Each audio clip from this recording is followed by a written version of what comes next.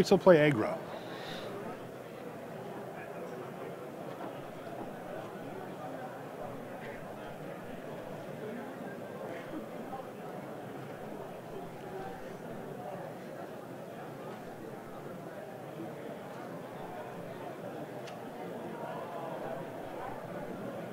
All right, here we are for coverage of Grand Prix Anaheim. This is round number 9. My name is Marshall Sutcliffe, and I am joined in the booth by Rashad Miller. Hi, Rashad. Rashad's fine, Look, I guess. I live in Seattle. You blaming it on the accent? I'm sorry. No, not the accent. I'm a Sonics fan. Oh, I thought we were talking about Shards Block again. No? No. Oh, hey, there's Paul Rietzl. Hey, there's Paul Rietzl, and we're going to be seeing him play probably what you might assume he's going to play, which is a red-white aggressive deck, and it's going to go up against Jordan Velasco, who is playing what seems to be the deck of this format, the deck of this event so far. We're going to call it New Jund. Which is, New Jund, a Jund deck. It kind of seems to have replaced the Naya deck that was popular with the Pro Tour a few weeks ago with the same format. And it's all about Falcon Wrath Aristocrats. Yeah, Falcon Wrath Aristocrat is kind of the marquee card for this. It's a card that turns out it's very, very well positioned within this block format. And it's going to... I guess we have to be a little bit quieter. I guess we got to go to whispers in the GG's live booth. So we've been told that the players can actually hear us talking. So you're gonna get our sexy whisper voices for this special round. I've been practicing for this moment. I mean, we could probably get Nate Price back in the booth with his. He's got the super raspy, sexy. Yeah, he does. Whisper voice. He does. He's a little under the weather. He is. But let's see what these 7 cards. So Rietzl is taking a close look at his opener here and trying to decide if he wants to keep. I did see a Mountain and a Falcon Wrath, Stromkirk Noble, which is usually a very good opener, and he looks like he's just dumped it right on the table. Looks like we're just going to go with that. And yep, so Jordan kept his hand also. Let's see if Jordan has the... no, so he's got a turn 1, the play that you don't really want here. Yeah, I mean, not that it's bad. It's a good play, but he can't block. He cannot block this creature, so he's going to go ahead and pick up a counter here. And one of the things that Paul was talking to me about when it comes to this deck is that he's very concerned about getting his creatures above to 3 toughness or above. It's a total key. Yeah, and that gets you out of the range of both Tragic Slip and Pillar of Flame. And Tragic Slip, yeah, and also Rolling Tembler. And Rolling Tembler. Yeah.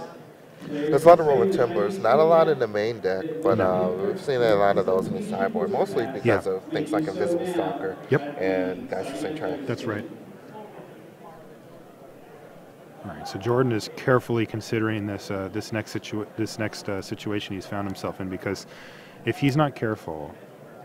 He's looking at a Tragic Slip. Are we going to see a Tragic Slip come in on the Champion of the Parish here? I think Paul would actually be just fine with that. Yeah, that did happen. He doesn't. Does he have double Tragic Slip? Because that would be awesome. Well, he can't cast 2 of them. He's only got 1 Black Source. Ooh, and then we play a Scorned Villager. Which is also a human. It won't be able to block here. I can't block that guy. Paul is going to be looking, if he can play a, the ideal play here is probably a Silverblade Paladin. Oh, the double strike? I think I see. What is that? Is that he doesn't have the double white mana? He either doesn't have it or he can't cast it. So yeah, he does. I think he has it. He just can't. Stromkirk Noble. Yeah, he doesn't have a second white mana in his hand. I don't think he has a third land in his hand. Okay. Unless the card all the way to the left is a Cliff Drop Retreat possibly, or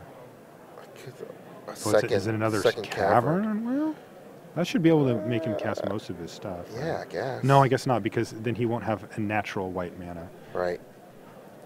Because he's looking at a couple of Midnight Hauntings. Yes. And those he won't be able to cast. But, he has a land. He might as well play it. He's just trying to decide what creature type to name. All right, he's going to Brimstone Volley the Scorn Villager here to try to keep Jordan off of any type of big mana. So he's put a premium on keeping Jordan from casting big drops. I mean, it keeps him off of, it would have been 1, 2, 3, 4, 5. 1, 2, 3, 4, 5, up to 6 mana. Yeah, up to 6 mana. Also, we'll note that Jordan's stuck on mana here, so he's essentially blowing up a land at this stage in the game by doing that. And we have an attack. Yeah, I think Jordan does have a land he can play this turn. Oh, he does. You're right. Okay. And in the borderland range, and now go get the mountain. Go get the mountain, and things are going to start turning around here. Things are getting tricky now. He's going to pass the turn. Now, this mountain is not on the battlefield. It will be in Jordan's hand. He's just finishing shuffling first. There it goes. So Paul Rietzl did not draw a miracle that turn. I don't think he has one in his deck. Well, just letting you know it didn't draw. Although, that does not mean that you were incorrect. Actually, there aren't a lot of miracles he could cast. Just Bonfire. Just Bonfire. Or that, the one that's Wheel of Fortune. He could cast that too. You're all about relevancy here, aren't you? I'm all about, yes. Hey, I'd Wheel of Fortune in my aggressive red-white deck. You know, I think Paul would probably Wheel of Fortune right now if he's given the option. See? All about. I guess you were nothing right. but relevant. All right, so there's an attack coming in. Yeah, Borderland Ranger, also a human. Now this is a 4/4 at this point for the Stromkirk Noble. All these creatures are just guys on the other side. And we're going to just Brimstone Volley your thing. So Paul has decided to take a line of not saving his Brimstone Volleys to actually go to the face later. He is going to ride this Stromkirk Noble to the finish by keeping Jordan off of his key mana.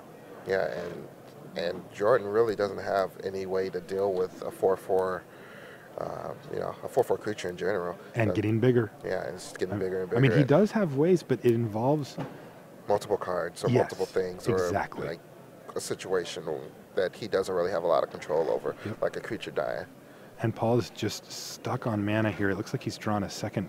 Yeah, see, he just needs a plane so bad. Yeah, this is the second time we've seen this red-white deck struggle to get a true white source. Yep.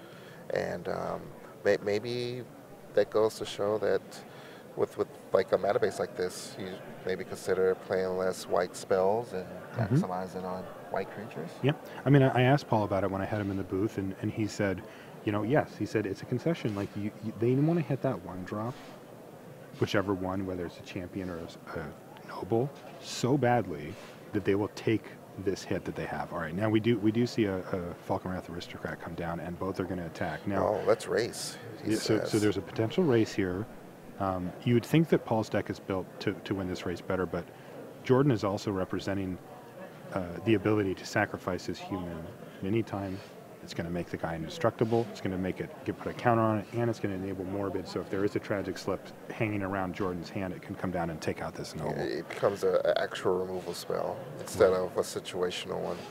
I mean, in both situations, it's really good, but it's better when you can just decide to kill target creature. That's right. So, take 5. Any questions? There's a black mana up, so sort of representing tragic slip. Yeah, I think we're going to see a Fiend Hunter come down for Paul, assuming that he's able to use both of his caverns for white. I'm not sure what they're naming, but I do remember that when he played the Stromkirk Noble, he actually had a true red source for it. So yeah, I believe both of those caverns are naming humans. So okay. The Fiend can come out and find that there is a Fiend that needs to be hunted. There it is. We found a Fiend. So do we just take out the Falconwrath Aristocrat here then? I think you do. Okay. So he's deciding the trigger's on the stack. And Jordan has options here. I mean, I don't know if one of the options is to not just let it sit under the Fiend Hunter. The other ones are pretty bad. I don't know how much use you have for him just going to your graveyard. Yeah, it doesn't make a lot of sense, especially when Jordan's deck very reasonably could have removal to kill the Fiend Hunter at some point. Yeah. Garrick could come in. I don't know if he's got we'll just save that guy for later. He's got 4 Garrick Relentless in his hand.